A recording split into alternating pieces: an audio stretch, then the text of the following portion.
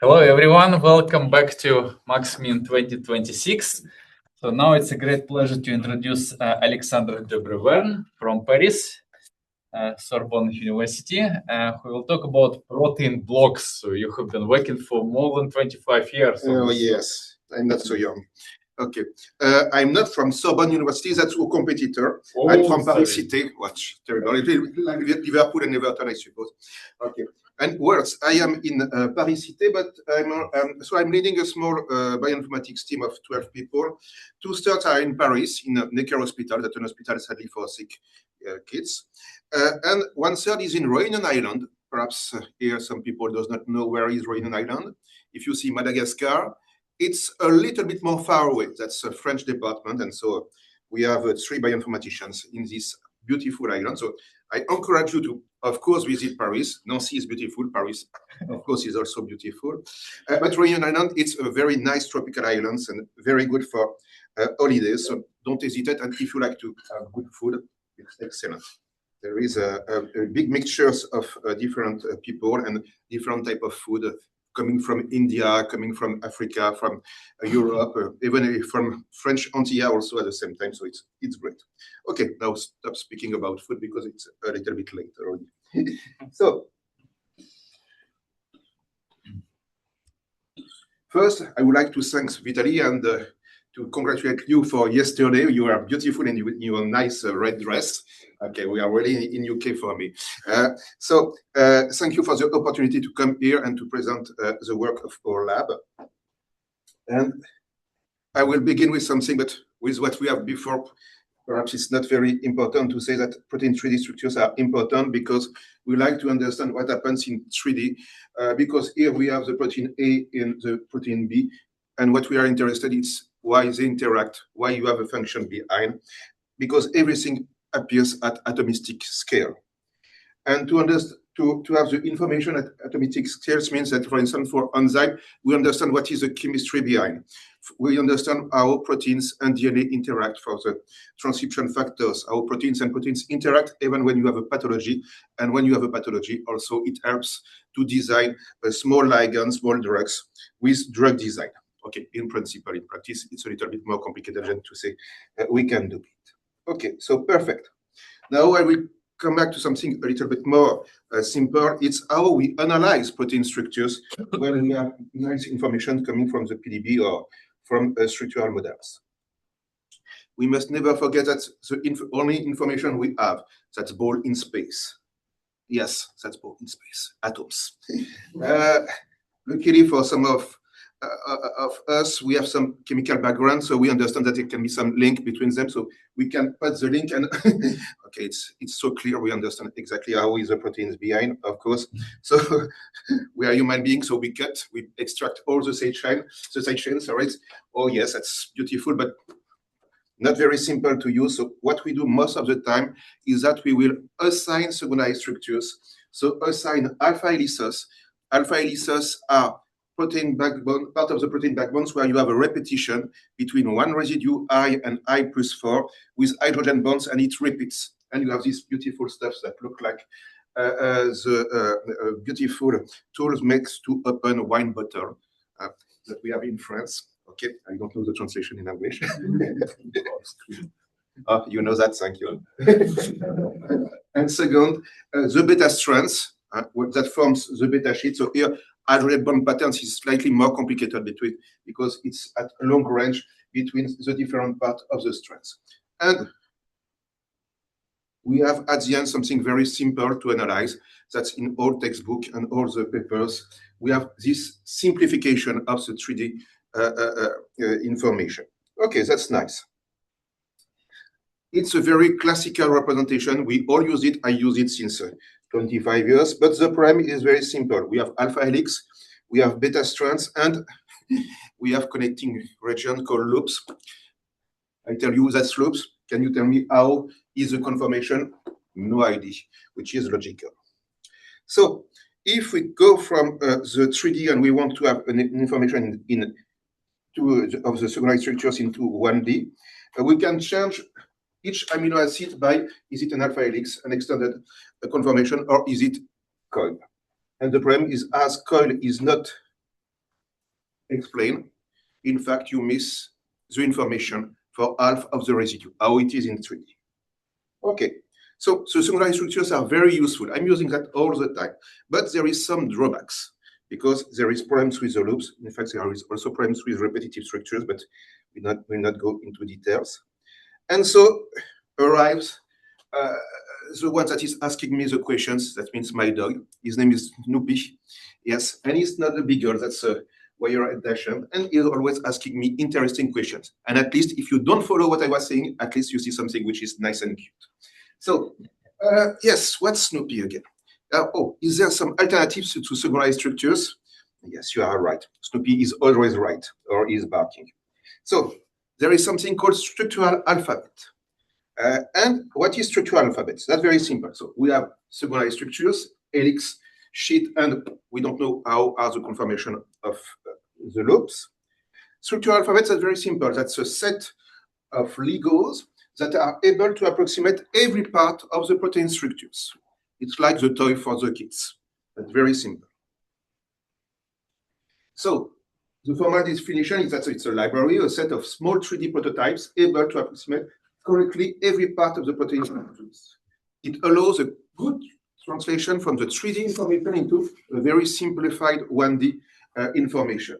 And it can be also useful for some different applications. So how is it in practice? Here you have in green or yellowish protein structures, and we extract this red fragment. It's a loop. You don't know how it's made, a little bit like a French guy who is trying to dance. You don't know exactly what it is. So the structural alphabet is the fact that you take this red fragment and you say that at the beginning you have this blue prototype. You move by one residue. Oh, that's the yellow prototypes. You move by one residue, you approximate with the pink prototypes. You move by one residue, you approximate by the greenish prototype at the end. And so instead to have a loop, you don't know how is the local conformation. You have something which is made by the series FPON in 1D. And here you have the 3D representation made only with letters. Okay. So when you do that for the whole structures, you have something which is like a structural alphabet sequence, which looks like exactly an amino acid sequence that is used since decades nowadays. It's only 1D information, and you come back to 3D potentially after. So I come back to the summary of everything. Secondary structures, I miss half of the information. Structural alphabet, I have local information that is more delicate, more clear, more simple.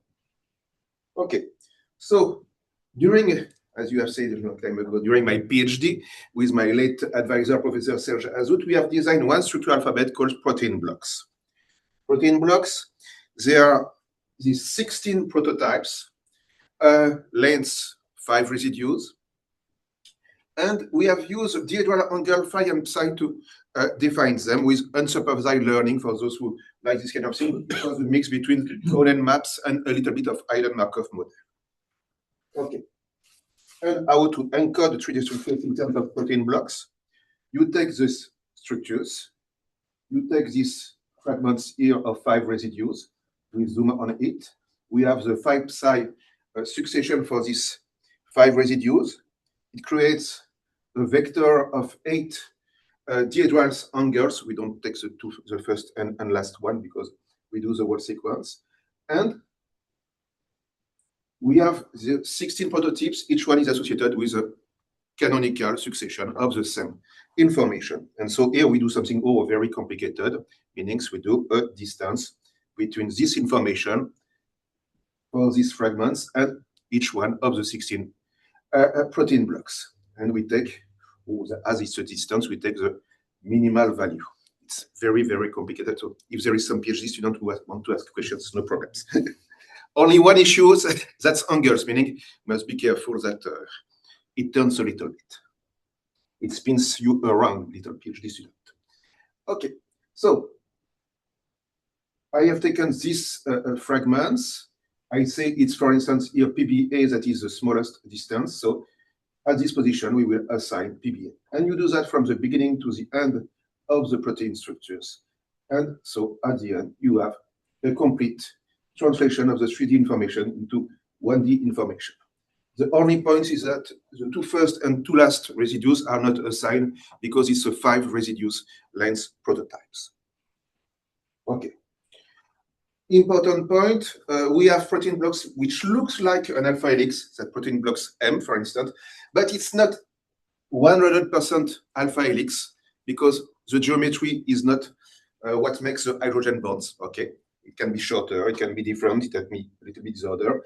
And for the beta strands, for the beta sheet, it is bigger. The PBD is geometrically really the core of a beta strands, but it's only 71% of beta sheet. The rest is coil only. So it's important. We have some, of course, correspondence between classical summarized structures as in textbook, but it's not binary correspondence. Okay, so structural alphabet, we have something slightly different from classical summarized structures. We can encode from 3D to 1D, and it's a very simple information. So it looks like an amino acid. So you can do many things. There are always classical questions in 25 years: is why 16, why 5 residues, why 5 side diagonal angles? So we can discuss about that if you want. Okay. Oh, Snoopy came back. Okay. Do these letters can be seen as words, or is it too complicated for me? It's a bit complicated, but as Snoopy asked, we will look a little bit. It's letters. So in fact, it creates some kind of grammar. Here, for instance, when I translate this 3D information into a 1D information, when I am associated to a PBM, an alpha helix, yeah, that's tactile one, okay. The next position, as its overlapping prototypes, cannot go to everything you want. It will go to an alpha helix, so PBM, or go to PBN, for instance, which is a C-terminus, things like that.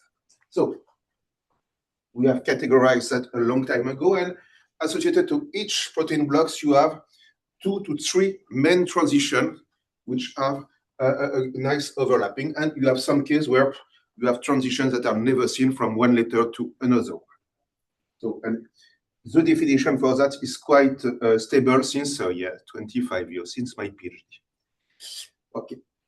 And more interestingly, okay, you have overlapping, so you have succession, and when you look at non-redundant dataset of the protein data bank, you can see that some succession of letters are seen really often. And we have looked at a series of 5 consecutive protein blocks. And we have called that structural words. Okay, that's simple. And with 72 structural words, we can approximate 80% of all the protein structures. Only 72 series of 5 PBs represent 80% of all the information in the PDB. With near 100% of alpha helices and beta strands, and of course a little bit less for the coil. And also you can create some kind of a little bit not automatic graph because it was made by hand at this time. I was learning Java, to be honest. It was my PhD, so I was thinking perhaps to go to industrial companies, so they need Java at this time. So I have done this stupid stuff in Java. It's totally stupid, but that's another story. Okay. Later, as I work on red blood cells, we work with antibodies, blah, blah, blah, and everything. And I work specifically on camel antibodies called VHH. And I have the habit since 25 years to look at this series of PBs. And we look at this VHH, camel antibodies, so meaning camel's antibodies, like all the antibodies, they have CDRs 1, 2, and 3 that binds to the problematic partners on the other side, the paratop and the epitop, and CDRs are really what makes the difference between all the antibodies. So we assign protein blocks to camel antibodies, and I say to my postdoc, look, there is a strange succession of PBs here. So that's, she answered, why do you say that? I answer, because I know. Okay, like you have said 25 years, you read that all the time, so say, okay, that's not really scientific, so it's only my personal knowledge. So since I have looked all these very strange transitions that we can have sometimes. And I succeeded by looking at a non-ordered data set to make a grading from very classical succession of protein blocks, meaning you look at the main transition, but now I was looking at the other questions about not very classical transitions, the ones that arise with a very low probability. And you go from PBG, O, and J, for instance. They have transitions that are very rarely seen inside the protein data bank, but really more than the PBD. So in some way, we have protein blocks that are very directed at the beginning, this or this one.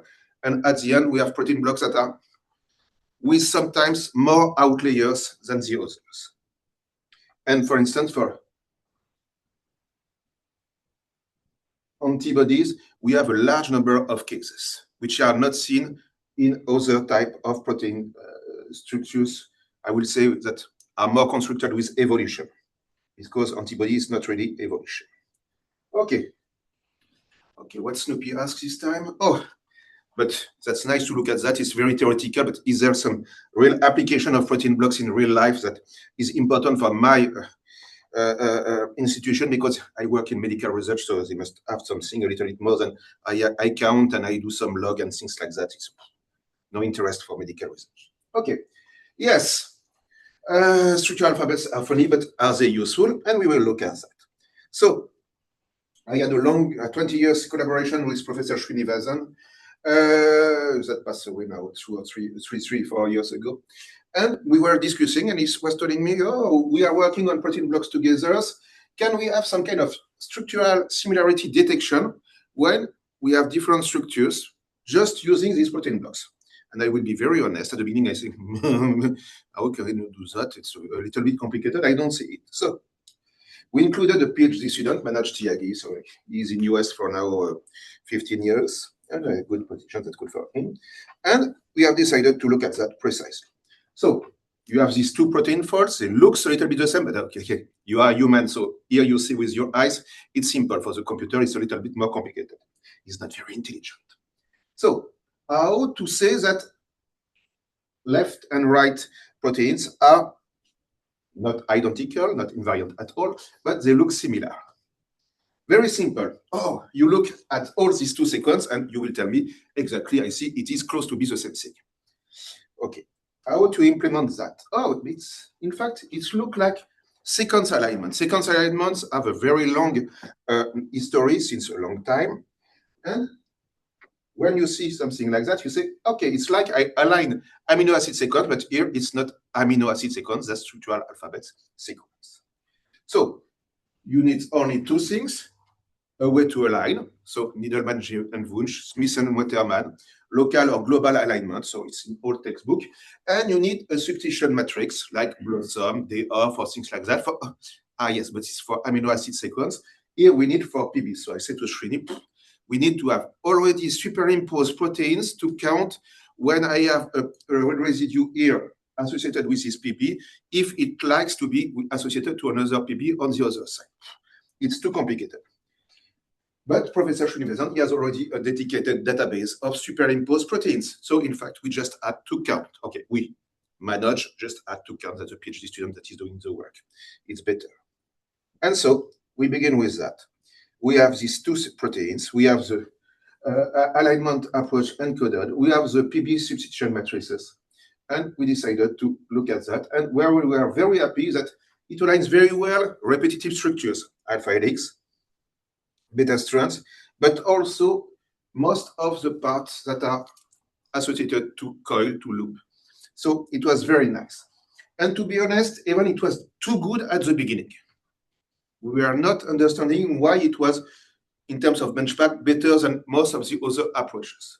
But it's very simple. It's because the alignment is made locally. So meaning when you have something that is moving like that, and on the other protein, it's moving like that, okay, here and here it's not aligned, but it succeeds to align after. Okay, I bypass how we have inserted the gap and the insertion and deletion. It was a little bit more complicated, but it was really working very well, thanks to Professor Srinivasan and Manoj. And some years later, we have taken always in common Agnel, Pravin Joseph, that has improved the approaches using not global or local, but global and local alignment, and also doing multiple structure alignments, which is a little bit more complicated. And we propose a different web server for that. So it was quite successful at this time. Okay. So protein blocks works very well for pairwise and multiple structure superimposition. It's also good for mining Rötel fold-seek that is used mainly with AlphaFold, has a little bit of this type of approach behind. And it encompasses well the local flexibility. If you have NMR models, for instance, it does not care. It will succeed to align that with, even if there is a big difference between the different models. And even we have used it to refine other approaches. Okay, what Snoopy asked this time? Very good. And proteins, they are like, sorry, we are in Liverpool, Rolling Stone. Okay, so they are rigid, so they don't move at all. No, Snoopy, sorry. If your protein is really rigid, meaning it's aggregation, it's Alzheimer, that's a little bit the death of the cell. It's not great. No, so you are right. There is protein flexibility, and here I can go very quickly because we have already discussed about that before. Proteins can be seen as dynamical macromolecules, there is no problem. And flexibility can be apprehended from experiments and computational approaches. So we already have discussed in previous talk about the B factors. And what we do most of the time in structural bioinformatics is that we normalize B factors. And we define so stupidly rigid and flexible regions and intermediate sometimes. And with using molecular dynamics, what we do is very simple. We take the proteins in silico, we put in an in silico box of water. Like in the kitchen, we put some salt to have something which is a little bit natural. The software, we are using GROMACS, for instance, in our lab. Already the Newton equations are already inside, luckily, because we will not cut that, it's too long. And the force field needs to be sometimes adapted. So, for instance, when you have only proteins these days, it's quite good. When you mix with other type of fragments, it can be more complicated. And the idea is to have something where you sample a lot with replicate all the systems. And at the end, you concatenate different simulations. You take the average conformations, you superimpose all the conformation on it, and you compute the root mean square fluctuations, F. And when the root mean square fluctuation is with small value, you consider that it is rigid. When it's high, it's considered as flexible regions. If I'm here with my elbow, okay, all my body is rigid, and here it's supposed to be highly flexible. Okay, perfect. So flexibility can be described from experimental B factors, and it's important when you have the luck to have the structures to fit to experimental B factor, but there is drawbacks. And so you can do molecular dynamics, and here you will have root mean square fluctuation, but also there is drawbacks.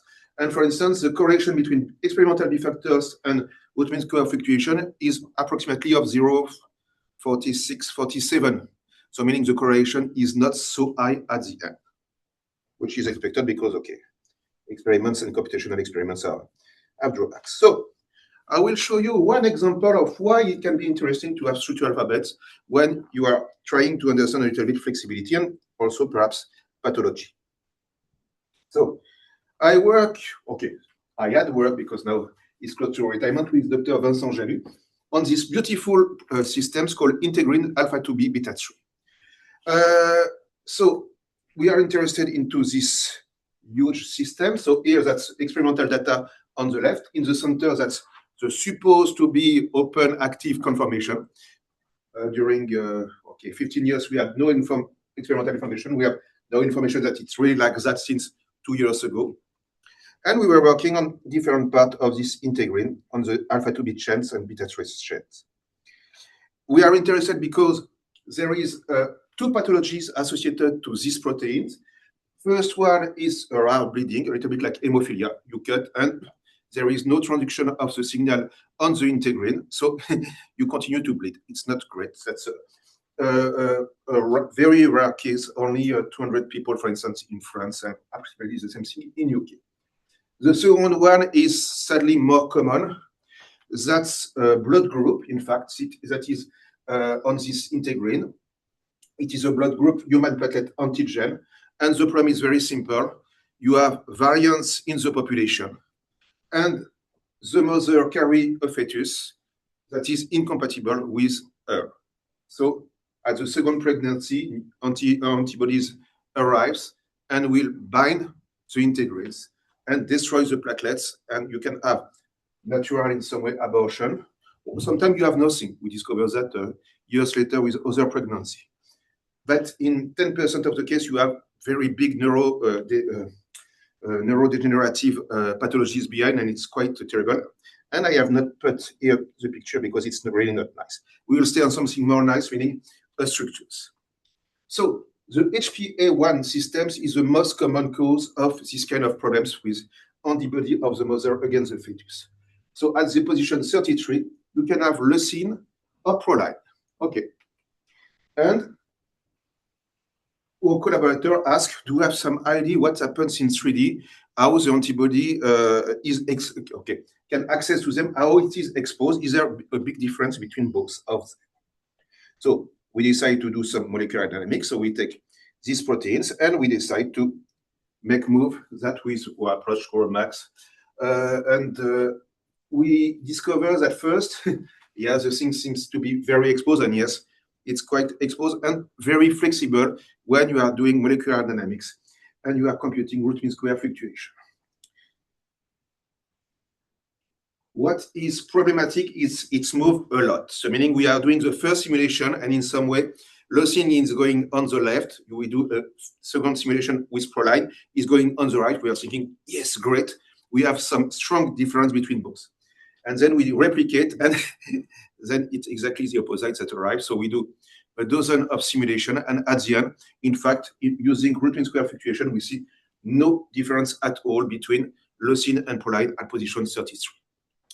So of course, that's science, so we must have no a priori at the beginning, but we have leucine on one side and proline on the other side. We are thinking that proline will block a little bit everything, because moreover, you have two proline with this one. So, okay. Then, and it was, to be honest, one of the first time we are using that, we are thinking, but in fact, we can perhaps look more locally of what happens with protein blocks. Like I've told you, we have one 3D structure, so you can translate into this 1D succession of protein blocks. So we can do that for the molecular dynamics. What is molecular dynamics? That's the fact that you have snapshot of the proteins that is moving, moving, moving. So at every time frame, you can encode the protein conformation in terms of protein blocks. And after, you can position by position, see if the original protein blocks is still here. Okay, you do something very simple, you count. So it's not complicated. That's what you have here. That's the beginning of the sequence. From first residues to residue 57, I think, here. And when it's in red, it means that you see 100% of the time for all the simulations, the same protein blocks.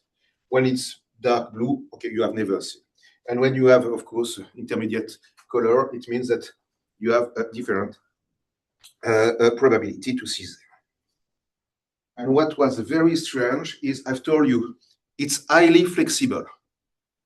And we look and we see that 100% of the time it's always the same local conformation. It's a protein block H, looks like a coin, it's blocked like that.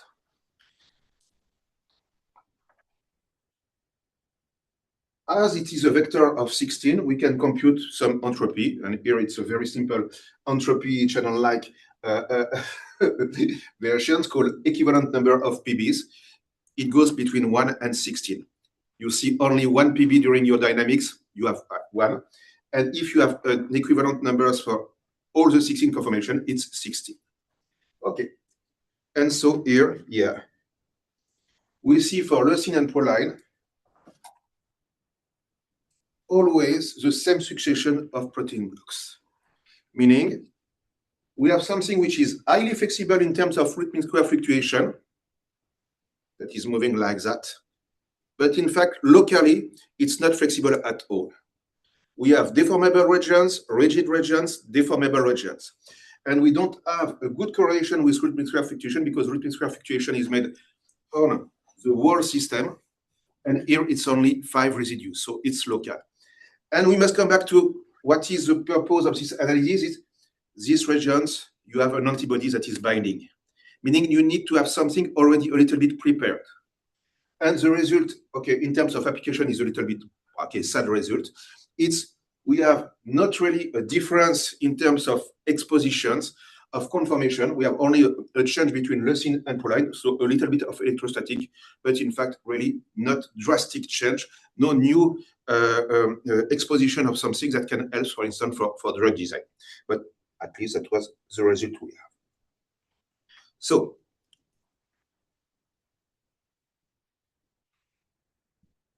oh yes, sorry. So we have extended the analysis on another domain of this integrin, and we have something very interesting.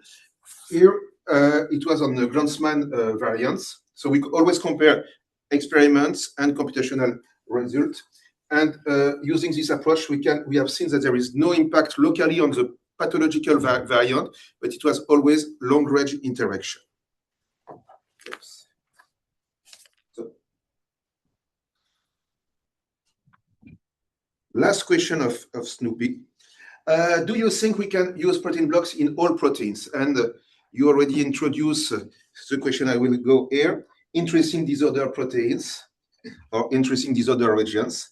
So we can consider that you have 15-20%. It depends on the expert. If the expert is coming from X-ray, it will give you 10%. If the expert is coming from IDPs, it will tell you 1/3. Okay, but at least in experiments, you have no information. So it's moving too fast. Even in the crystals, you have too much conformation, so you have no information. Okay, so it's very funny to think, how can I assign protein blocks in something where you have no information? I can perhaps do some modeling, but it's not very, very good. No structures. Okay, no PB assignment. Okay, no PB assignment. Still the moment where some people are doing some ensemble. So they provide information coming from NMR, SACS, and molecular dynamics, and they propose that to the community into this database called PAD. So here, that's a version I have used where you have 24 entries only. The last one, you have an increase by 100. It's quite impressive. So I was very happy to have worked only on this one, less data. And here, when you look, that's something which is very disordered. It moves everywhere. I've done the superimposition like I have put everything here. And I compute NOQ, and oh yeah, I have nice NOQ at 8 or something like that. Yes, there's really disorder everywhere. Other example, I have an NOQ of 1, meaning it's rigid. So I was thinking, to be honest, that in PUD I will have everything that moves. No, you have disorder regions, perhaps at the beginning and at the end. And I have other case where really, okay, that's what I expect from IDPs, meaning it's Italian spaghettis in space, okay, with a lot of sausage inside and a little bit of beef, I hope, because I like that. Okay, so we have ideas. And so what is nice with 24 entries, you can really analyze the data, you can see how it is, and it's very nice. What I have done is that I have computed the NOQ of all this ensemble. It's plotted here. Like I've told you, it's not everything disorder, meaning you have a huge peak for NOQ of 1. That's rigid. But you see, you have things that goes between 8, 10, and more. And on the other side here, on the right part, you have the ordered proteins. We have done 169 long molecular dynamics simulations. So we have a lot of information, and it's on ordered part. And you can see that when you go to INOQ, you have really not the same information. And of course, it helps us to analyze how it works, NOQ 1, 2, 3, 4, 5, 6, 7, and 8. And it helps us to define a gradient that for the first time helps to have information about ordered part, NOQ 1 rigid, 4 flexible, 6 highly flexible, and disorder, which is 8 and more. To be honest, at the beginning, I will never think I will see something with NOQ of 10 or something. there is protein ensemble data where you have 14 everywhere. That's really disorder. Okay, we have also done some comparison with prediction of disorder because there is a lot of tools. Disorder is a little bit difficult questions in terms of protein because people are not always talking with the same thing, but there was a nice correlation between NOQ and the prediction of disorder, so we were happy. And it was very, very nice to do that because, in fact, I will go directly, it has a lot of applications even for biotechnological and biomedical ID. Here we are working on disorder regions. And so it's interesting because, in fact, what we have seen is that in this disorder region, you have some parts that are rigid. So it's interesting because it can help for drug design. On the opposite, we work on blood group, and it helps us to define some part where you have really huge disorders in loops of transformation proteins. And here, more recently, even when we have the action of a drug into oncological pathologies, we can understand a little bit more between the apo form and the form where you have a lot of phosphorylation, the impact of the drugs on the complex. So it can be also useful for disorder. So to be honest, when I was in PhD, you have told me that when I have no information, I can do something with PBs. I will say, Vitaly, really, no, you are drinking too much. And it was very nice because it was really the first time we succeed to have a continuum between ordered, in ordered you have the flexible part, and disordered regions. And like we have shown you, we can apply that, so it's very nice. Okay, Snoopy, I agree with you. I'm a little bit boring. I apologize. I will conclude. And, oh shit, the famous question that everybody asks, is it really useful to do this kind of stuff when you have AlphaFold? AlphaFold do everything, and even the coffee, I suppose. Okay, so I have analyzed the human proteome using secondary structures and protein blocks. And we have another representation in the low quality regions predicted by AlphaFold of coil. Okay, yes, flexibility, blah, blah, blah, disorder. And other representation of something which looks a little bit like beta strands. And when you look at the human proteome, there is something a bit strange. The percentage of beta sheets seems a little bit too low in regard to what was expected theoretically. And here it tells you that perhaps you have a part of the AlphaFold model that prepare to have beta strands, but it has not been folded in some way till the end. And Isabelle Calbo in Sorbonne University this time, she has worked with another approach and arrived to exactly the same result. So yes, protein blocks still can be a little bit useful, even if there is AlphaFold not too far away. The question that is here for a long time, is there some limitation because in fact protein blocks are with this 5 psi diagonal representation, and here we will come back to something very simple. Yeah. We have the problems of omega angles. Okay, because when I was in PhD, to be honest, I take everything and everybody telling me omega angles, you don't care. It's always the strands, you don't change at all, it's rigid, blah, blah, blah, blah, blah. But like I've shown you, we have some strand transition, with, especially with PBG.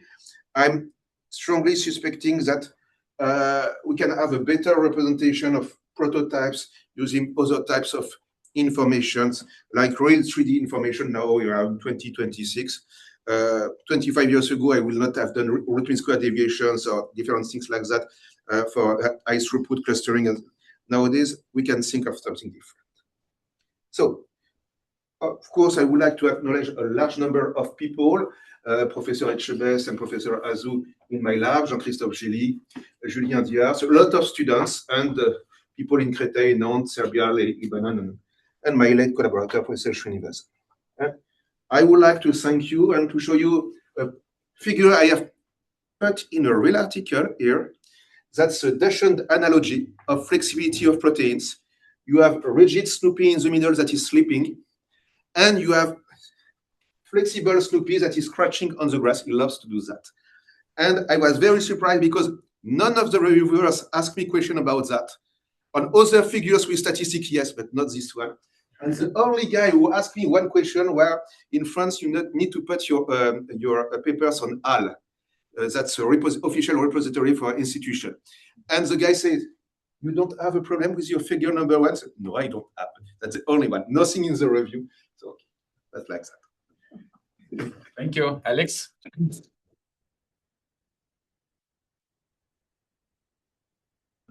Recording, and